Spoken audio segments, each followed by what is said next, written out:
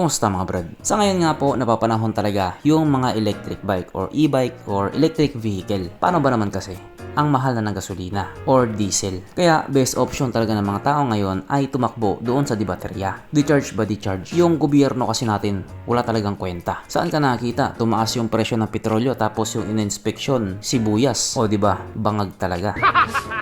Kamakailan nga po doon sa lugar ng mga insan, which is doon sa India, naglabas nga po sila ng Aerox na electric or baterya na nagustuhan nga po ng mga tao doon. Yung iba nga doon ayaw na nila mag-tumbling-tumbling. Gusto na rin nila mag-rides gamit itong Aerox E or Aerox na electric. Pero alam nyo ba, bukod nga po dito sa Aerox E, mayroon pa po silang isang electric scooter na nilabas. At ito nga po ang kanilang Yamaha EC06.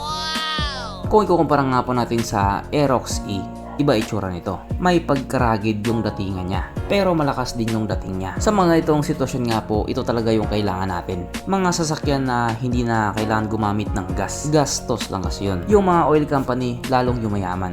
Samantalang yung may hirap, lalong naghihirap. Tapos yung gobyerno, kanya-kanyang maleta. Sa totoo lang, medyo nakakawalang gana na rin talaga magmotor. Lalo na kung may sporty pa yung motor mo. Aray ko.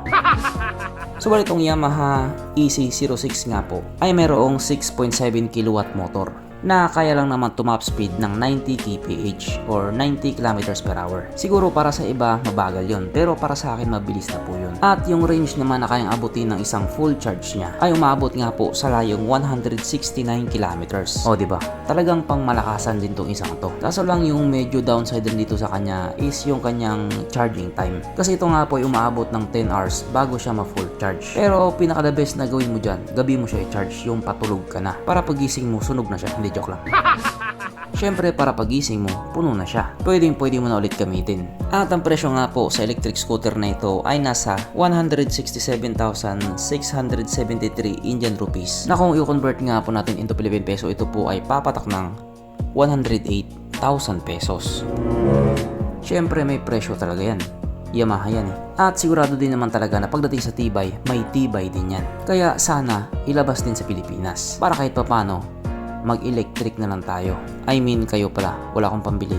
Pero kahit nga po ganun, wala pa rin tayong bounce cave. Bye.